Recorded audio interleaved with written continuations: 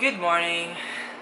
It's Shan and kakagising ko lang. It's already 12:58 na. Gabi, no? And late naman ako nagising as usual. So I have to eat na kasi for sure papagalitan na ako dito. And yeah. Yun lang naman. Welcome to my season 2.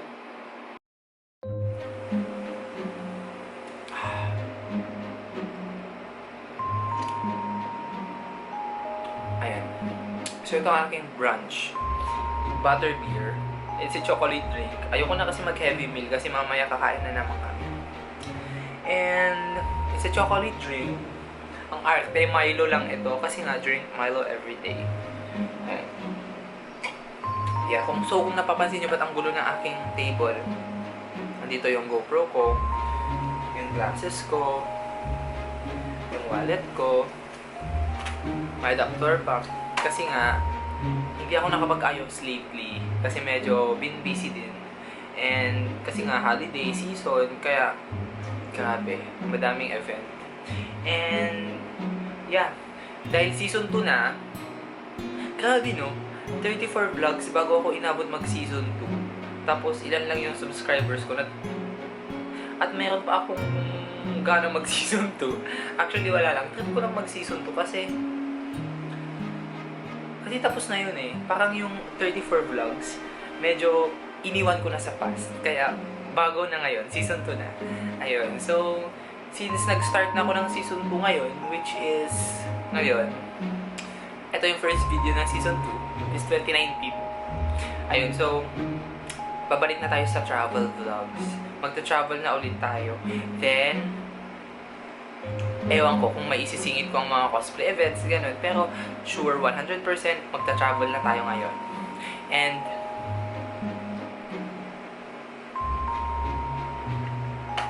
speaking of travel, mamaya pupunta na kami ni Uma at ni Appa sa Clark International Airport ba siya? Clark Airport. Kasi magta-travel kami papunta sa Korea. Yes, punta ulit ako sa Korea. Grabe. At sure ako malamig doon. Kaya ngayong maghapon, ang gagawin ko is mag-aayos ako ng gamit. Kasi as in, wala pa akong naayos kahit isa. And kalat-kalat talaga dito sa kwarto. Promise. Papakita ko sa inyo.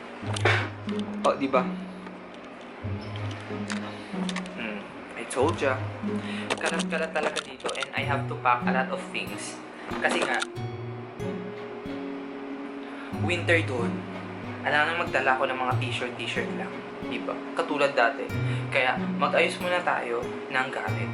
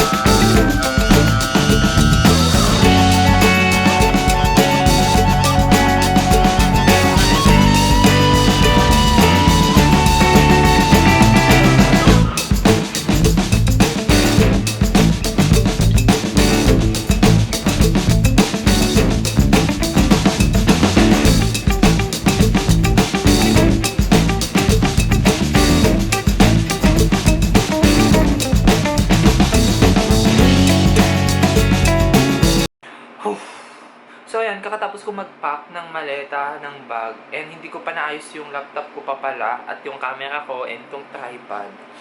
Kaya, ayusin ko muna din, maliligo na ako, kasi for sure mamaya pupunta na rin kami. Kasi anong oras na din? Mag-6 na. Actually hindi. 5:30 pa lang. Kaya yan, keep on watching!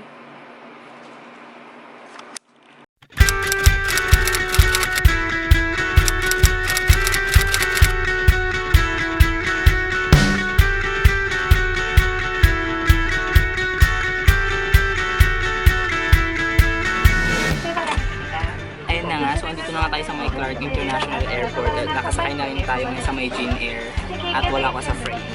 Ayun, so kasama ko ngayon sila ate. As usual, sila palaging kasama ko and friends. At sila umat siya kasi apa nasa harapan.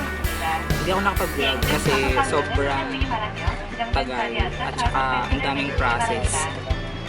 So pang daming process kaya hindi talaga ako nakapag-vlog ng maayos.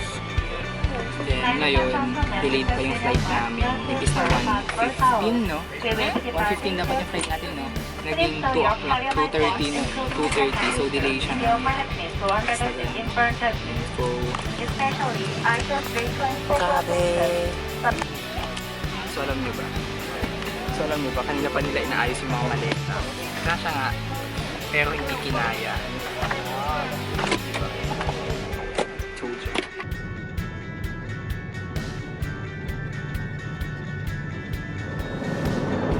5:37 na Korean time. And ito yung mga pagkain. Ito. Ayan.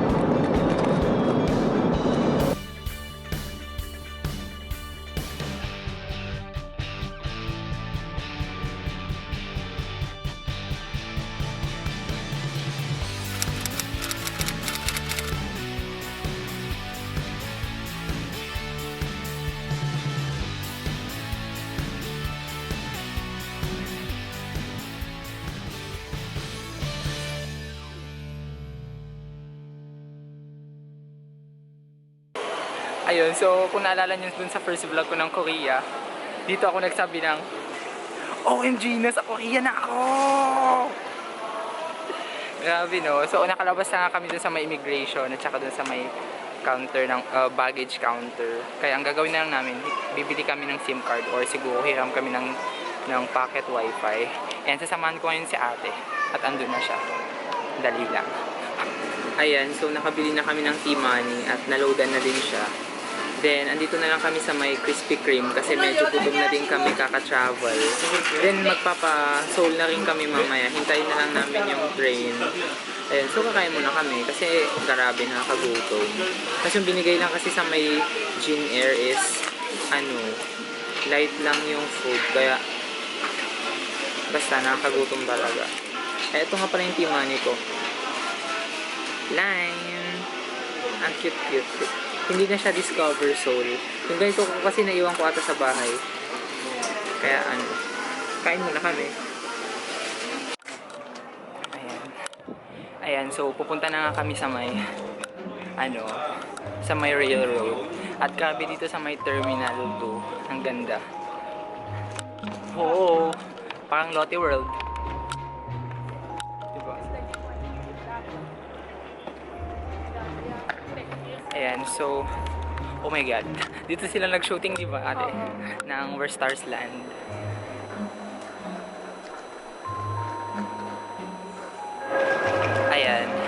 Ayan, grabe. Negative 4 degrees na nga dito. Di ba, Liminho? Ayan, so, dito tayo, 4. Ayan na nga, so, kwan pa, sa 9:15 pa darating yung train namin, papuntang Seoul. At kami lang yung tao dito. At grabe, negative 4 degrees, pero lumalaban pa rin yung crop top ko. Crop top. Ayan, so siguro ngayon mag-aayos na ako ng gamit ng sarili. Kasi medyo wala na rin akong time mamaya. Kasi punta kami ng Seoul Station, then maglalakad-lakad kami, tapos sobrang lamig na. So ayun, kailangan ko nang mag-ayos. Ang tagal pa ng train.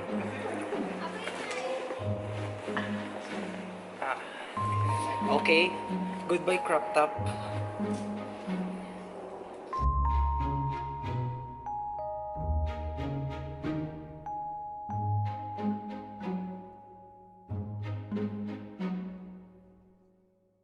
Uni. Yung ya. Appa. Appa and umma. Ayan, selfie sila, selfie.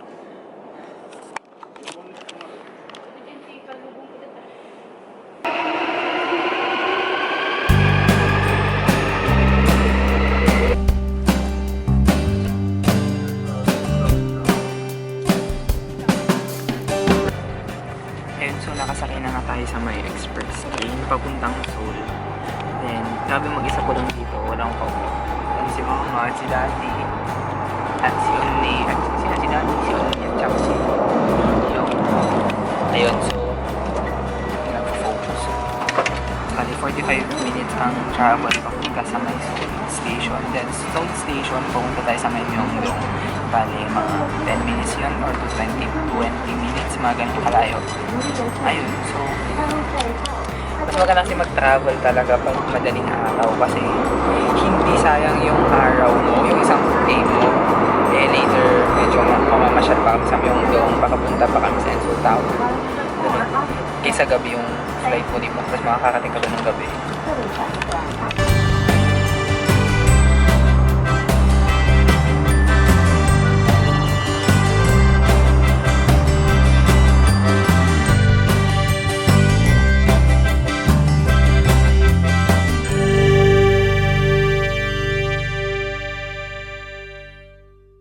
Ayan, so andito na nga tayo sa may Seoul Station at nasa likod ko si Yoshijin.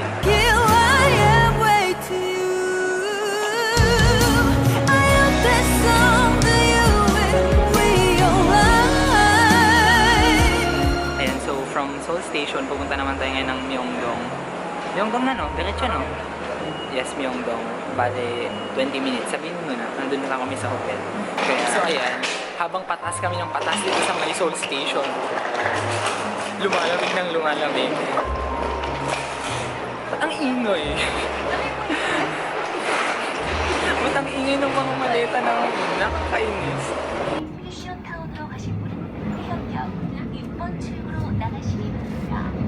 And so, andito na kami sa may Myeongdong at gabi, makita nyo na doon yung S2E1 Tower, oh. At andito tayo sa may Pacific Hotel. Since sila mama medyo nagpipicture pa doon, mauna na ako dun sa hotel kasi medyo ganyan ba yun? Medyo malayo siya. So kasama ko na si Uni and grabe, hindi niya pala mapapansin yung bibig namin kasi nga negative 4 degrees Celsius na dito sa may Myeongdong. Baka mamaya mag negative 6 pa to kasi nga winter eh. Ano tayo magagawa? Ayan, so nakarating na kami dito sa may guest house. At grabe ang lamig sa labas. Ay, buti na lang. And siguro mag-rest muna kami. Then magla-lunch kami. Then pupunta kami kung saan man kami pupunta later. Grabe. Oh. So ayun. Habang ano kami sa airplane kanina, merong isang weird na lalaki na kaline namin na naka-shorts tapos naka-chinelas lang. Tapos ang daming tattoo. Tawag na nun, winter dito. Pupunta siya dito naka-shorts, diba? Tapos tingin siya kasi ng tingin. Ay, hindi. Noong una, nagpipicture kasi kaming tatlo ni ate at saka asawa ni ate ko. Tapos, napansin kong nakatingin na siya. Tapos, minumove ko yung camera. Tapos, habang minumove ko yung camera, mga ganun-ganun siya. Ayun, tapos habang tumatagal, no? Habang tumatagal, ayun, sinasabi ko kay ate ko na, uy, tingin siya ng tingin, tingin siya ng tingin. Siguro feel niya kamukha ko si IU.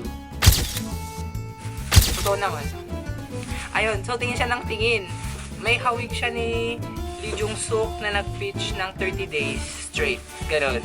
Maitim siya. Pero, Koreano siya, oppa. Pero hindi as in oppa. Ayun nga.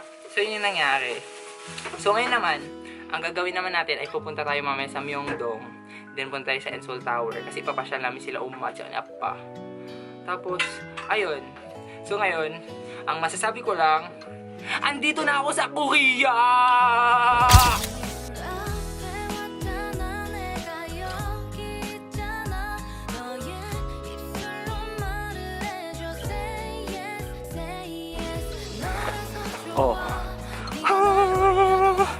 Junje. Sange. Ayun yung Eiffel Tower. Grabe.